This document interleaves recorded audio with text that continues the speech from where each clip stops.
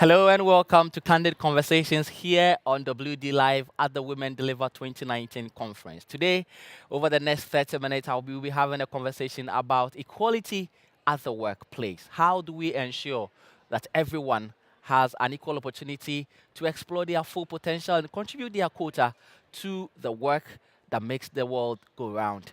My name is Justice Baidoo. I'm a journalist from Joy News in Ghana, and today I'm joined by two fabulous women who have been working and contributing here at Women Deliver. Anna Falth works with the UN Women, and Caroline Codsi, founder and president of Women in Governance. Welcome to you both, and hope you're having fun at Women Deliver. Yes, very much How's so. it been? Tell me about it, Anna. Great, excellent. And even so, we're very excited because tonight we have the Culture Night. Right. And we'll have a lot of activations and a lot of different ways to express more culturally what women's economic empowerment and women's empowerment and gender equality is all about. Right. So tell me about your work and what brought you here. So what brought us here was really to put an emphasis on the future of work. It's really a concern of ours at UN Women that the future work is on everybody's mind, and technology is a big piece of it. And we know that women are not 50 equally represented in the technology areas in STEM, science and technology. And we also see that the forms of employment are not being as strong as it used to be. So we talk about the gig economy, the platform economy, and it's really linked to access to social protection. So if, for example, you are no longer a formal employee of a company, but you are a contractor or some other way you're getting your salary from that company, but you don't have the benefits. You don't have health care. You don't have access to pension savings. You don't have that package. How does the future look like? And we have from the US an estimate that about 50 to 70% in the next 5 years of US employees will actually be freelancers. So what does that mean if to access to social protection? So we have had a number of our own events, but also participated in other organizations and partners events to talk about these issues. Wow. A lot on your hands. Yeah. Anna. So, Caroline, you also founded and now the president of Women in Governance. Tell me about your organization and what has brought you here. So I will start by telling you why I'm here. I was actually nominated by the Prime Minister on a national committee for gender equality. We are 16 leaders from across the country, and Women Deliver is the main project that we've been working on for a while. Thank you. Very delighted to see, I mean, it is way beyond my expectations. I think way beyond anybody's expectations. We were talking about 6,000 and then 7,000, and now we're talking about 8,000 people here and 100,000 people all over the globe virtually. So I think it is a huge success, and I'm very proud to be a part of it. Now, Women in Governance, the goal of Women in Governance is to bring more women onto the corporate boards. The statistics are quite alarming in Canada, just as in the US actually. We don't have any legislation. There are no quotas law, contrary to European countries. So we are lagging far behind. So Women in Governance does a lot of work in terms of developing female leadership, in terms of cultivating male ambassadors, male allies. We mentor women, we offer them governance training, we do major events. I've had the privilege to do a lot of fireside chats and interviews with heads of states, former heads of states, heads of companies, and really talk about why. Why do we need more women? Why do women need more diversity at large in decision-making bodies? What does that change in terms of financial performance, in terms of branding, in terms of employee engagement, innovation? So what we've also created 3 years ago now is a parity certification, which we have built with the pro bono support of McKinsey & Company based on their Women Matter research. So we've been really looking at what organizations put in place to allow women to progress from entry level all the way to the executive and the board. We really need a pipeline of female talent. We're not just looking at what's going on the board. That would be too easy to just say we're adding 1 or 2 women and we're reaching, maybe the parity zone. We're really looking at all the different aspects regarding the recruiting, the retention, the compensation, promotion of women at every single level, as well as the targets and the strategy that organizations put in place to move the needle. Right.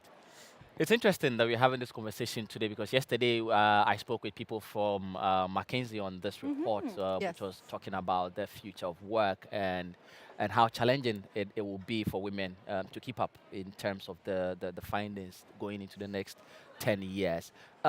Tell me, Anna, what do you think has accounted for this huge problem that we have on our hands now that means that women really need to do sometimes 2 or 3 times more work to be able to gain the same sort of recognition in the workplace as their male counterparts? Why? What are some of the underpinning challenges that creates such a situation?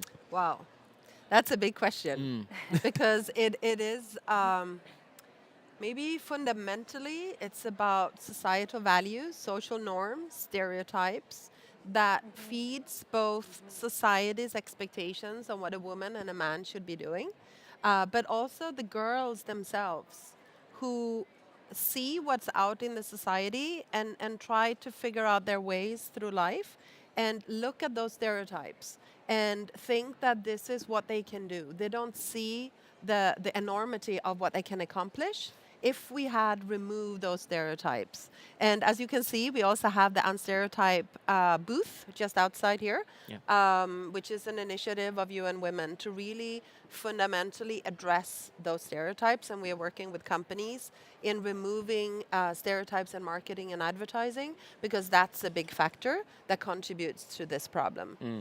We, of course, also know that education system is reinforcing this.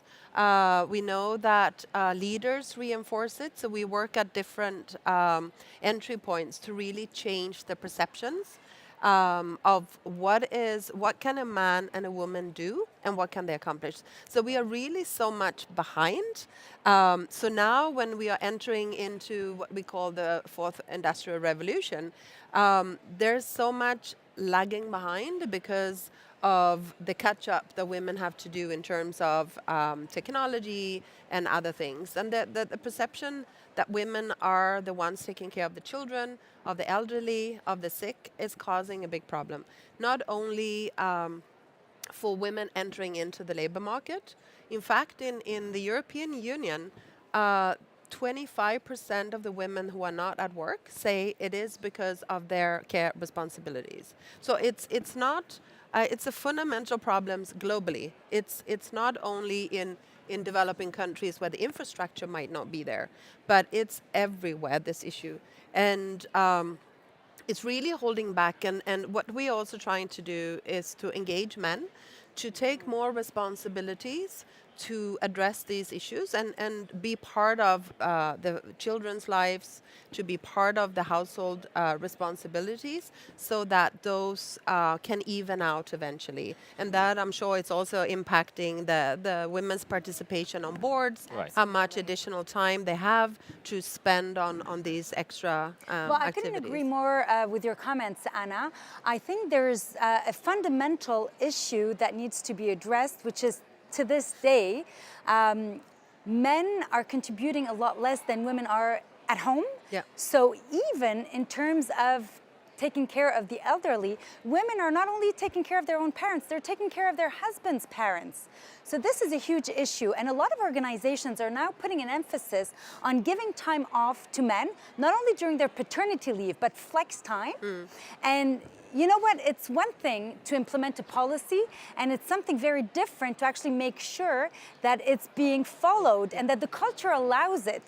So in our certification, we will ask proof that there are policies, but then we will ask how many in percentage are actually using it. Because if you put in place a policy and everybody feels that they're going to be frowned upon or that their career is going to be stalled because they're actually using it, there's no benefit there. And women will definitely benefit from men leaning in. And you know what, leaning in at home, but you know what, at the end of the day, we must also recognize that some men want to take some time off. Yes. They want to take care of their children. We need to allow that. It needs to become something that is acceptable and that is encouraged by organizations and by their peers also. Yeah. And if I could just add one point on that, because also the unequal pay, the pay gaps that we have in the workplace also play a role in who actually takes the time off. Okay. So we know that the ILO standard is 14 weeks of paid up to about 2/3 of their pay during the 14 weeks of parental leave. And so you take a cut of about a third, or depending on the country, it might be 25%, 20%. And that cut, if the man earns more than the woman, of course the cut will be larger. So evening out the salary and the wages in the labor market will also help tackling this issue of who stays home and take care of the children and the elderly and the sick. Right. It's actually interesting, both of you talking about this, because I work in Ghana as a documentary filmmaker.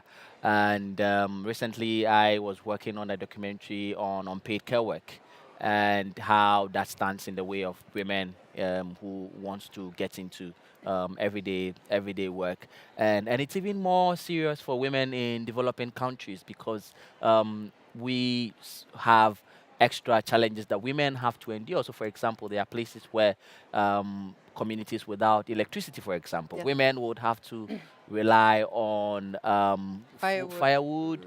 Have to go fetch firewood. Make sure there's water for the home. You don't have running water in the house, so they have to fetch water, cook, bath babies, get them ready for school, and sometimes even get the men themselves ready for work. So it's very challenging, but it's also good to see people like yourself, women, in such high positions and leading the way. What can you share for women who are out there who are also watching and looking at you and saying that if you have made it to the top, they too could get the what can you share as a woman who is setting out into the corporate world and wants to get up there? Anna.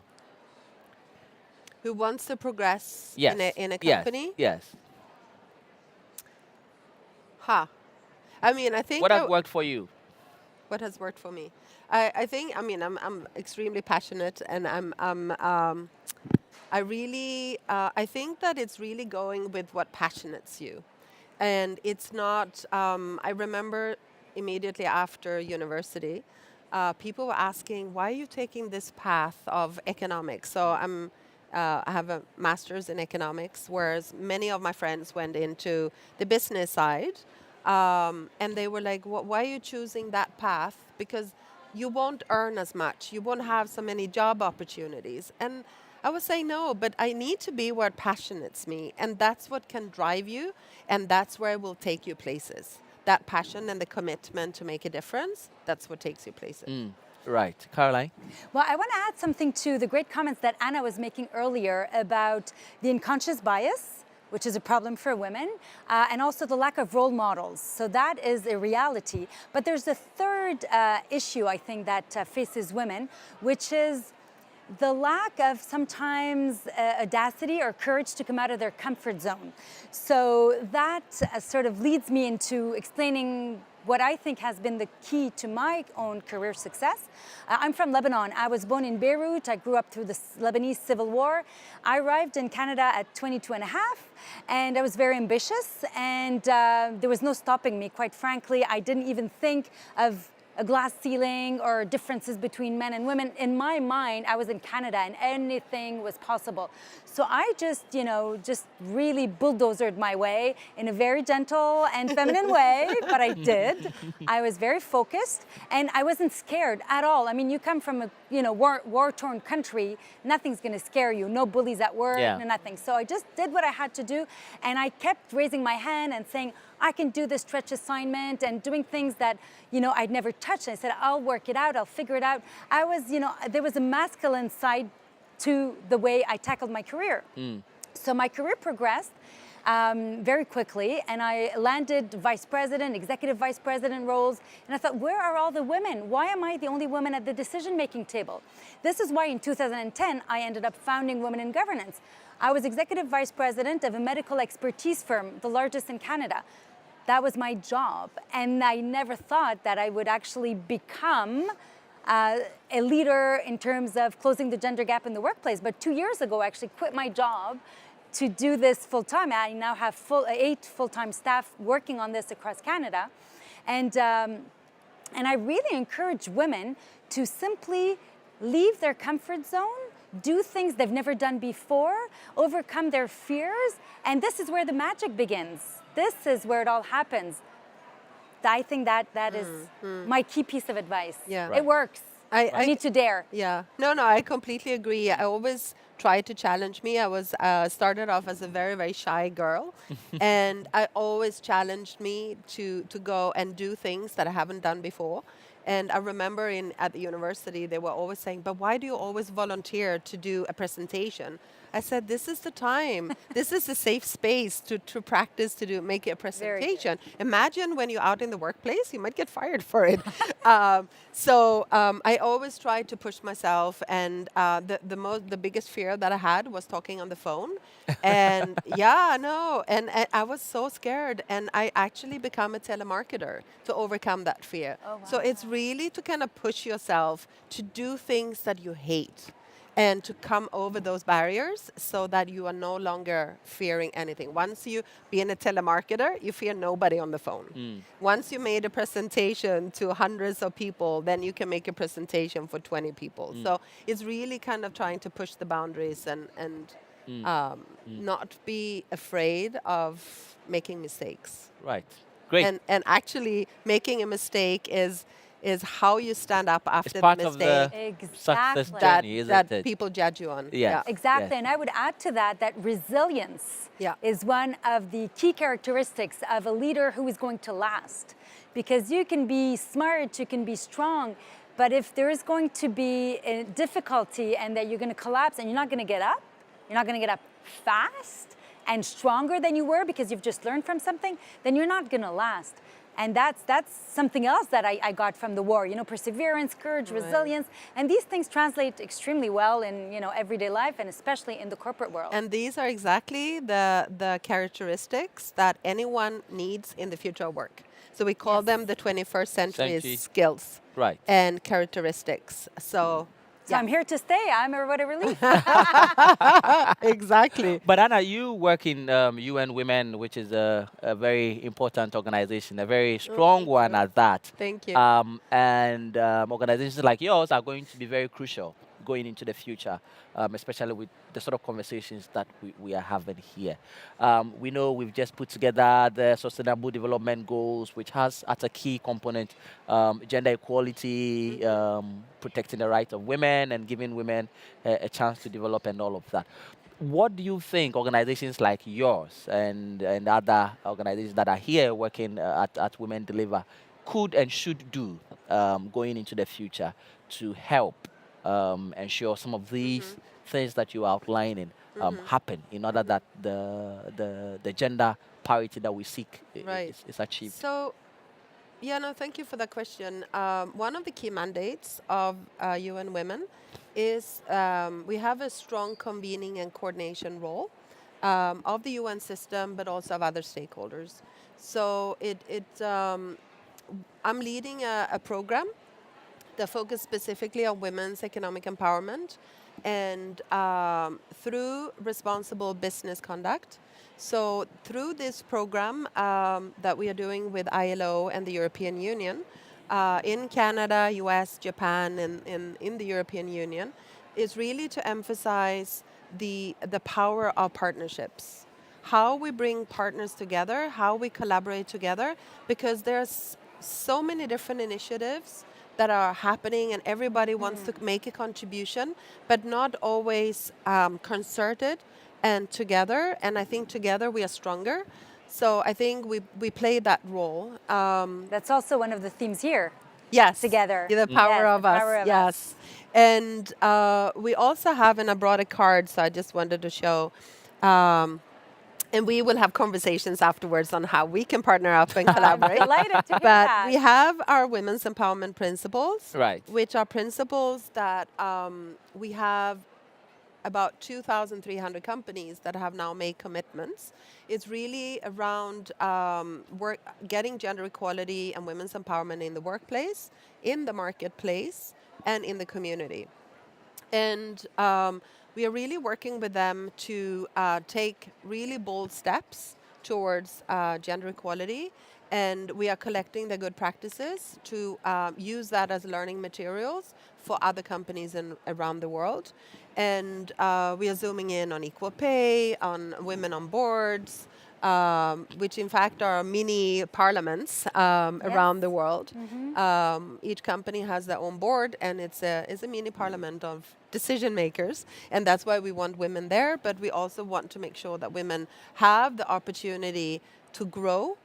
And you talked earlier about the recruitment and the retention and promotion. One really important area that we want to advocate more attention to is the re-entry. So once very good. both women and men have been out of the workplace for a long time, when they come back into the labor market, it's very challenging if they've been out for 5 or 10 years. What is the facilitation to get them back? So we are looking at this as a global framework and really trying to get more companies on board, more partners that can work with us in also showcasing what works and what doesn't. So I mean, I can talk for Amazing. hours and The future. hours, but I'm sure that we don't have that much time. But The future looks good, obviously. With all of these that you're talking about, if we're able to get all of them working. But Exactly. Caroline, your work also has to do with governance and Yes. and women in. And again, I'll go back to my own example coming from Ghana. We've recently been having a lot of debate and conversation around how we can have women in governance in our democratic process. I mean, Ghana, in many ways, is a shining example in terms of democracy, elections in Africa. Unfortunately, we still have a long way to go in terms of gender parity in public office. So our Right. parliament has probably less than 30% of it being women, and it runs across the cabinet, local level, and all of that. And people have been asking, are women not doing enough to earn a place at the decision-making table, which is key, right? It's absolutely key. So a couple of things. First of all, many African countries are actually doing phenomenally well. Ethiopia, Rwanda. Yes. Rwanda is #1 in the world in Yes. terms of parliamentary women. Yes. Canada's not doing that well. I'd like you to know, I'm not sure I'd like you to know, but I need to tell you this, we're at 54 out of 195 countries. So Rwanda is #1 because after the Civil War, they actually embedded in the constitution a legislation that requires parity on boards, parity at parliament. They've been doing phenomenally well. They have many women CEOs, and they're keeping at it. Ethiopia, same thing. Now, what part of it is women's fault? What part of it is society's fault? The part that I believe is, I don't want to call it women's fault, but where women could make an extra effort is what I've mentioned just earlier in terms of raising their hand, saying, I am ready for this and I deserve this, talking about their accomplishments, being proud of what they've done and showcasing it. We are too humble, and men, in the meantime, are doing the right thing, which is, going after what they want. In the meantime, we're staying in their shadow. So there are things that women need to change. But I do believe that many countries on this planet, especially the European countries, have legislated, or Rwanda, for instance, but in Africa, but in Europe. If I look at France, they've legislated, and I know Marie-Josée Merman very well, the deputy who wrote the quotas law in France. She's come to our event. She's invited me to speak at the National Assembly in Paris about the situation of women on boards here. They've been highly successful in actually reaching their goals, which was 40% of women on boards. We are between 14 and 22, depending on what you're looking at. Are you looking at the TSX 60 or more at large? But our numbers are not good. We're even in the better companies, the larger ones, the publicly traded, we're still at best at 22%. That is half of what France has accomplished. So, you know, there are very easy ways to very quickly reach a goal. And that's not because women are not competent. That's not because women are not, don't have the experience or the education. We are 60% of graduates, university graduates. We're here. It has to do with other systemic issues. Yes.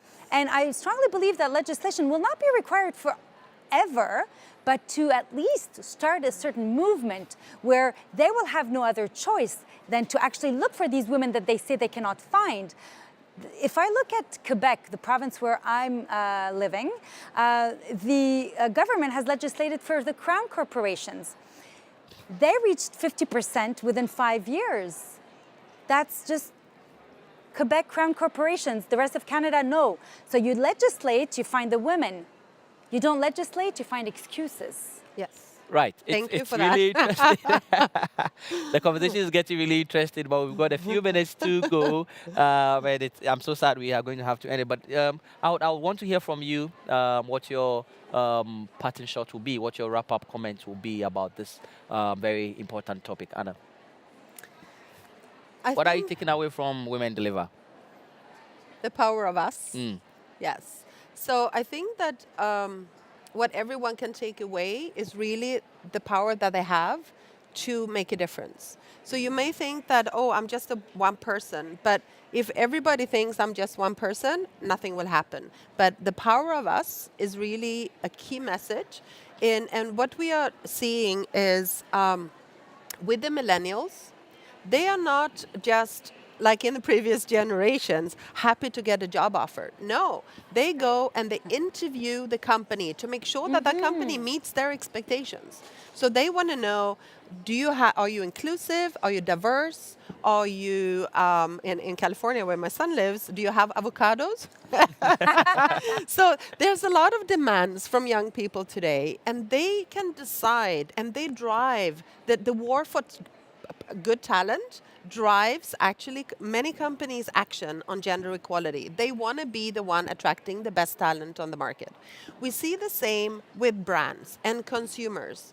We see that consumers are picking brands that make sense to them, that have a reputation of being a sustainable and social responsible company. We see the same, and we've had actually a few conversations here at Women Deliver around gender-lens investing. We see investors are seeing it as a risk of investing in a company that doesn't pay attention to gender equality and women's empowerment. And so everyone has the power to make a difference. And that aggregate power is the power of us. Right. Caroline? So I want to say that nobody can do everything, but everybody can do something. And definitely what I've taken away from these few days here is how the power of us will actually prevail.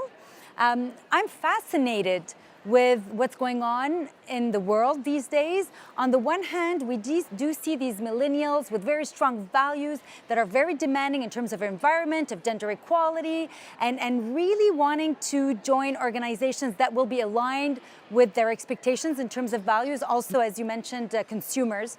And on the other hand, we see some very, very concerning changes on the political front.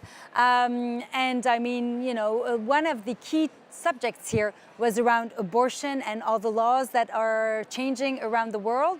So I'm really glad to have heard a lot of commitments from heads of state that they're going to keep an eye on this issue and stop the nonsense. And can I just add one last thing? Because I'd really want everyone to come to our website, empowerwomen.org. And look at the principle, look at the 23 companies that have already made a commitment on the women's empowerment principle. Thank you very much, Anna. Thank you very much, Caroline. And thank you very much from wherever you watched us from around the world. Anna says, and we all are saying, that you too can do something to ensure gender parity and to ensure that all of us have an equal opportunity to make an impact in the world. Thank you very much for joining us. My name is Justice Baidoo.